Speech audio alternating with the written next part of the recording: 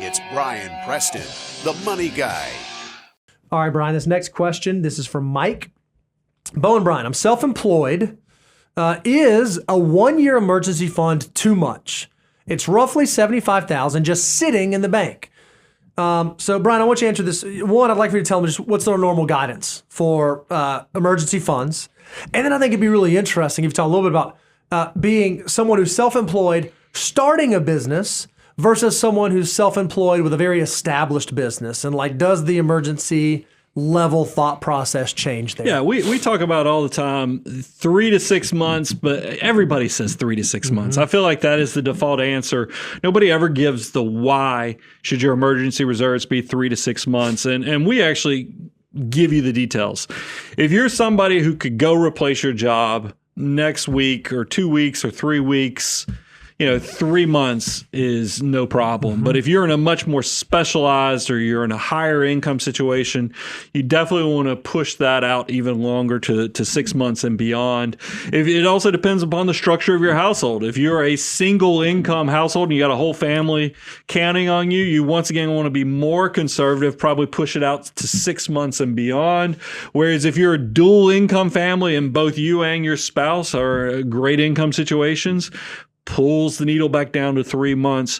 But Mike brings up something very interesting. What about self-employed? And Bo, you even added an additional facet. What if you're somebody who maybe you're at the beginning of being self-employed, or you're aspirational that you're going to make the jump to start your first company in the next few years?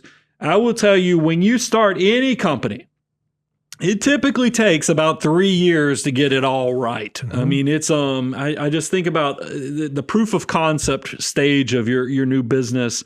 It's not always immediate, and you need to plan accordingly. Remember, when you're doing any type of self-employment thing, I want to tell you to put in the homework. I think everybody should run a what you think will happen projection. I think you should run a, oh my goodness, I'm going to be rich projection. That's the fun one. And then I want you to run, this is the reality check. Oh my goodness, this is a failure. I should never have done this. I mean, this is a disaster. So you can look at that worst case scenario and figure out, how is my cash and how am I going to keep my household afloat during these periods? I think that will help out and go a long way, because I've shared my own personal story when I went out on my own in 2002. The saving grace during that 3-year period that it was taking to build my business up is my wife and I had built up a lot of cash reserves. We were living off of just my income, even though both of us were working. And then when I quit, we were able just to, have hers plus the savings, and it built that bridge to get us through. Now, Mike is asking, because he's self-employed, and I've shared this when I've written about emergency reserves. Bo and I owning this company, not only am I having to think about the 3 to 6 months for my household and our households, I'm also thinking about the 20 plus employees that work at Abound Wealth and the Money Guy Show. And how do we make sure that this thing doesn't run aground because we hit a volatile period? So I will keep, I think especially if you have employees on the payroll, you should also be thinking about emergency reserves for your business as well, to cover some of those payroll costs and other things. They're separated, but they definitely go into the equation and the decision-making process together, because it definitely plays on us. I'm always carrying more liquidity than the typical person, just because I am thinking about the 20 plus employees here. Now, I know they're out there thinking, all right, you guys are obviously financial mutants and you guys have this all figured out. And you just said you both keep emergency reserves for your families and you keep an emergency reserve for the business to protect the employees. You guys have probably figured out some really cool, unique investment, some way to capitalize on all that capital you have sitting on the sidelines. Absolutely not. We have the same frustrations that you guys have. High yield savings accounts right now, we're paying 0.5%, something in that realm. Business accounts are even a little bit of a different animal.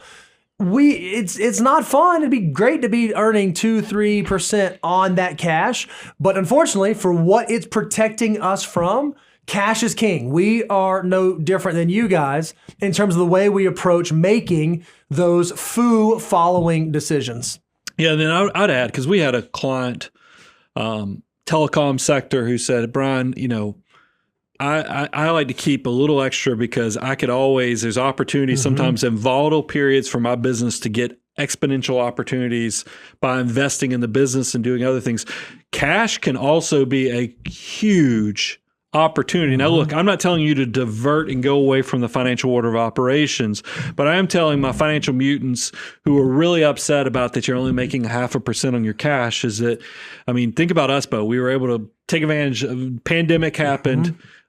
A once in a lifetime opportunity on a piece of real estate in downtown Franklin came available. If we weren't running a healthy cash balance, we could have done it. We wouldn't have been able to do it. So I always like to look for the glass half full opportunity. That it stinks that cash pays practically nothing right now. I want you to use cash as your get out of jail liquidity emergency fund for the bad things that could come, but it also might surprise you that you become your own little mini Warren Buffett because cash is like oxygen, as everybody takes it for granted until all of a sudden we go underwater during these market volatile periods and you find out who did not prepare and they have to start quickly throwing out perfectly good assets because they're trying to figure out how they can get cash.